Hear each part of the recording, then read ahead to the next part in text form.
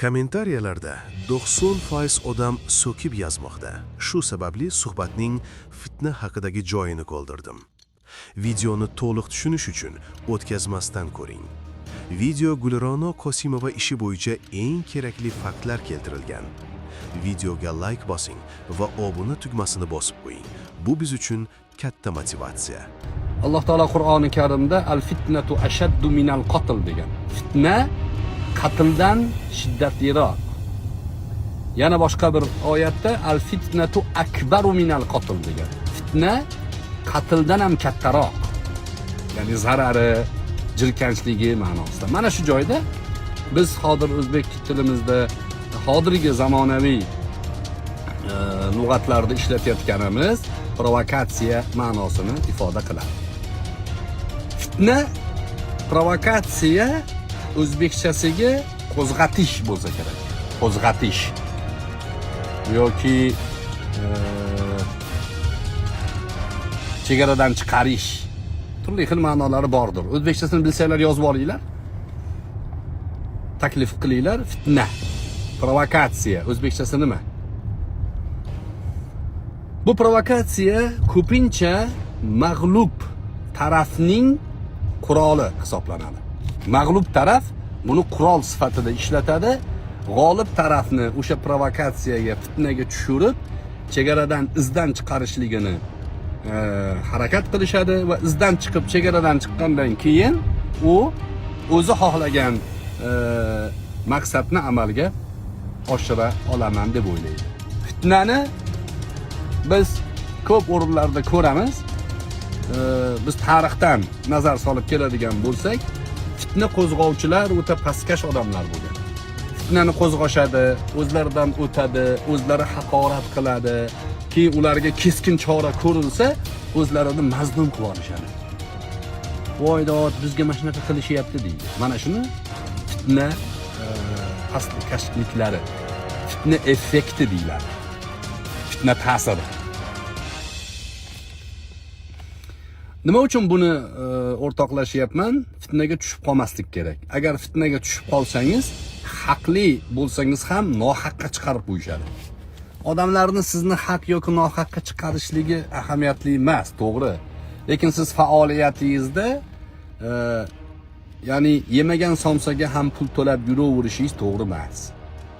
Mo'min odam zakiy bo'ladi. Fatin bo'ladi. Fatin. Qarang, fitnani boshqacha iste'mol ekan arab tilida. Fatin degani ziyrak degani. O'ta ziyrak bo'ladi.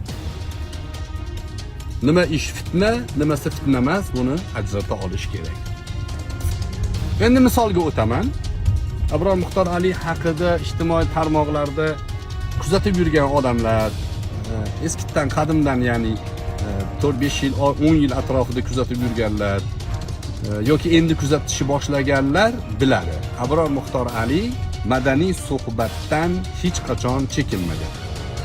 Haq deb bilgan gapini har doim haqligini orqasida turgan. Haq bo'lib turgan paytida botilga qarsak chalmagan. Buni bilgan biladi, bilmagan o'zi biladi. Biz ularga bir narsani tushuntirishga ehtiyojimiz yo'q. Lekin bizga qarshi o'sha o'zlarini botil faoliyatlarini ko'zboylag'ich bilan, fokus bilan odamlarga haq qilib ko'rsatib yurganlarni, o'yinlarini buzib qo'yganligim uchun ular menga qarshi fitna uyushtirishga harakat qilishadi. Rosa harakat qilishgan. Oho! Meni boshimdan o'tgan bu fitna o'yinlarini agar qaytadan yozib chiqsa, Yuliy Sezar tug'ilganiga pushaymon bo'lib ketardi. Ta'bir joiz bo'lsa. Bu rosa fitna qildi. Mana bu Jakuy ibn Tezak degan Goluboy. Bu rosa fitna qildi. Onamni haqorat qiladi, dadamni haqorat qiladi, yuzma-yuz kelishmaydi. Yuzma-yuz kelib gaplashmaydi. Yuzma-yuz kelaman degan paytda nima qiladi qarang. Nima qilgan? Qarang fitnachilarning pastkashligini. Yuzma-yuz gaplashamiz degan joyiga kelishdan oldin 02 ga telefon qiladi. Shunaqa qilgan. 02 ga telefon qilib, menga hujum bo'lyapti, yordam beringlar deb 02 ga telefon qilib, o'sha men bilan ko'rishadigan joyga kelgan. Men endi kech qolganman, yetib kela olmaganman u joyga.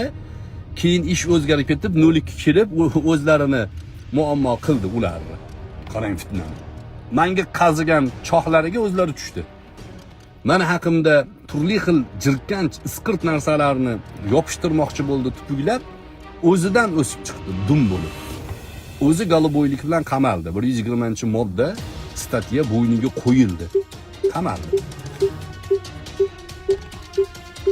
Yaqinda anavi Rossiyada 131 bilan o'tirgan bitta Begumot bor. Begumotning urg'achisi.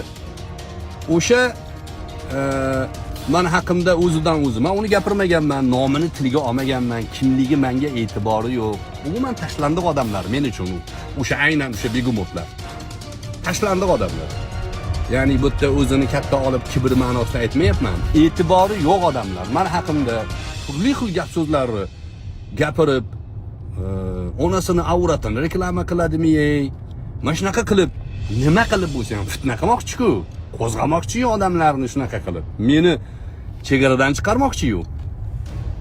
Men o'ta jahlim chiqqan paytida ham chegaramni bilaman. Insonman men. Bular mana shunaqa qiladi. Bemalol yozyapti onasini avratini, Begumot. 131 bilasizlar, 131 bizdagi 118, 119, 120-moddalar bilan uyqash o'xshaydi shunga. Ya'ni bu ham shunaqangi pedofiliya, galoboylikka aloqador statiyalar bilan Rossiyada 5 yil qamalgan. Qaranglar, menga qarshi fitna qo'zg'amoqchi bo'lgan odamlarning kimligini. O'sha chiqib olib Qobul Dosovni gapirdi, esinglarda bo'lsa. Qobul Dosov ukanimizni ko'rganman. Mard bo'lib bordi mana. Borsa bu bir shapaloq urdi deyapti. Mavzu nima edi? Keyin men ochib berdim sizlarga, ko'rdinglar? Ochib berganimda ko'rdinglarki, Abror Muxtor Ali uyga mehmonga kelgan, assalomu alaykum deb kelgan odamni urmagan ekan. Abror Muxtor Aliga oldin fitna qo'zg'algan ekan. Onasini haqorat qilgan ekan. Onasini haqorat qilgan odam kaltak yeyishga haqli bo'lib chiqqan ekan masala. Jim bo'valdi Begumot. Urg'achi Begumot. Jim bo'valdi. Masalani orqasini ko'rdi-da. Ko'rdi, qarasa, ularni turmush o'rtog'i ham jinsi Qobil Alkash uni o'zidan o'tgan ekan. Tilidan yegan ekan u. Mana shuni fitna deyiladi. Abror Muxtor Ali so'kda haqorat qildi. Hech ham haqorat qilmaydi. Abror Muxtor Alini ko'ringlar o'shanda. Qanaqa muomala qilgan ular bilan. Endi meni Gulira'no Qosimova masalasida chiqib men butun xalqni aldayotgan blogerlarni tegirmonidagi suvni to'sib qo'ydim. Butun xalqni aldashyapti. Butun boshli xalq Gulira'no Qosimovani ichki ishlar xodimlari urib, yechintirib, zino sahnasini uyushtiribdi deb baqir-chaqir qilib turishganida Abror Muxtor Ali chiqib aytdiki, to'xtanglar, unday bo'lmasligi mumkin. Bu fahsh, zino masalasi, bu ayolni o'zida ham ayb bo'lishi mumkin. deb chiqdim men. O'sha Qobul Dosov fitna tarqatgan edi, fitnasiga o'zi tushdi. O'zi botib qoldi. Keyin menga qarshi hech narsa qila olmadi. Yegan kaltagidan keyin ham hech narsa qila olmadi. Nimaga? Tili qisiq edi, o'zidan o'tgan edi. Abror Muxtor Alini uyga mehmonga gaplashgani, fikr almashgani kelmagan edi. Haqorat qilib, og'zidan o'sha onasini, dadasini avratini og'ziga olib kelgan edi. Keyin mushidi ko'zidan.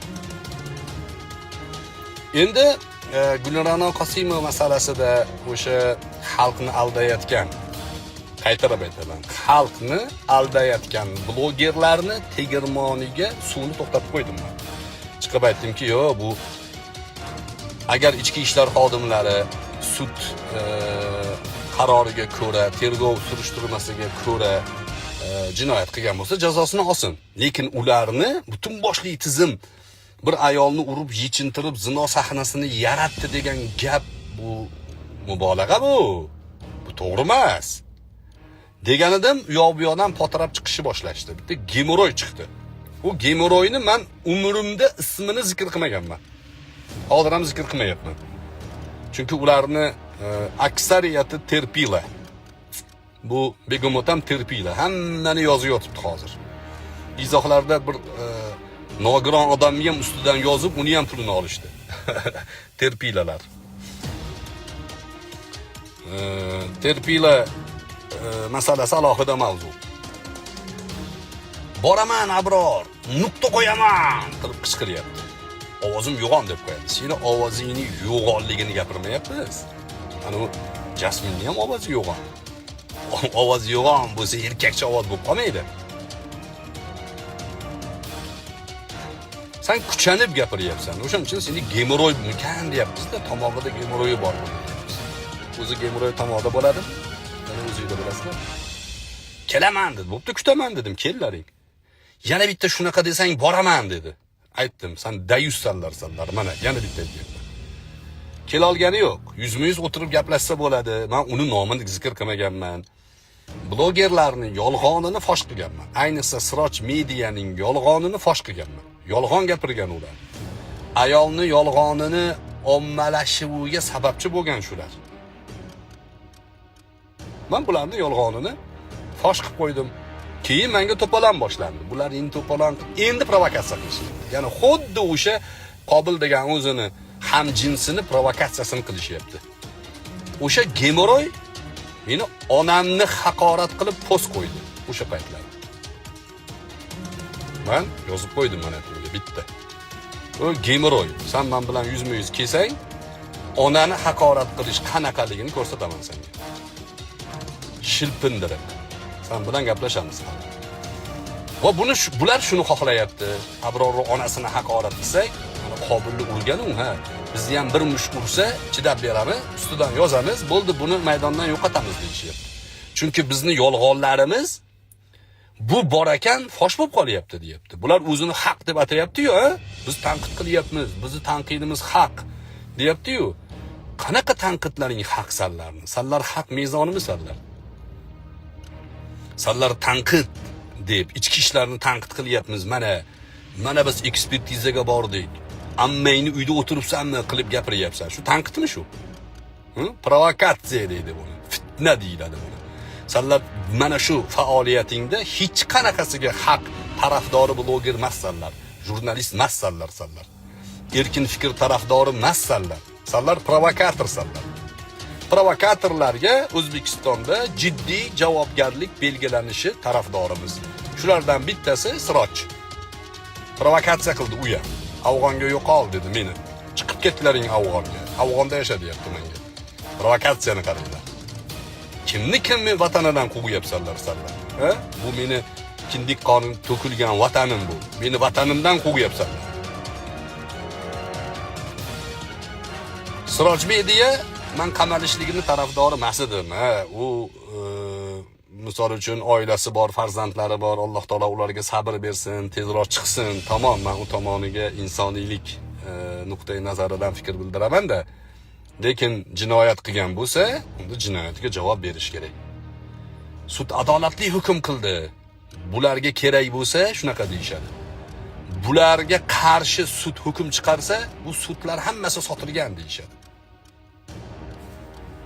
Endi kecha oldinginimi yana shular. Bular yutqizgan kurashga to'ymaydi deydi-yu. Bular mana shu Gulirano keysida parokanda bo'lib ketdi. Gulirano ishdan ketdi, yutdik deyishyapti. Gulirano ishdan haydaldi. Yana boshqa joyga borganda o'tdan ham haydab yuborishdi. Menimcha bu borgan joyda odamlar bosh ko'taryapti, yo'qolsin deyishyapti. Shu yutganimi shu? Gulirano shikoyat arizasida 9 ta odamga ham jinoyat qo'zg'aysan deb bergan edi. Ularga qo'zg'amayman dedi sud. Shuni yutganinglar? Gulirano Qosimova 10 milliard so'm pul ma'naviy usher undirib berasanlar degan. Atkaz qildi Qo'qon sudi. Shuni yutganinglar? Ha? Gulirano Qosimovani advokati Otabek Jo'rayev bilan o'tirib olib delalarni o'ynaganda Otabek Jo'rayev boshiga yetdi advokatni. Advokatni litsenziyasini bekor qilishdi. Yutganinglar shumi? Sirojiddin media boshqa masalalar bo'yicha kirib ketdi. Bu o'sha nasning ta'sirida.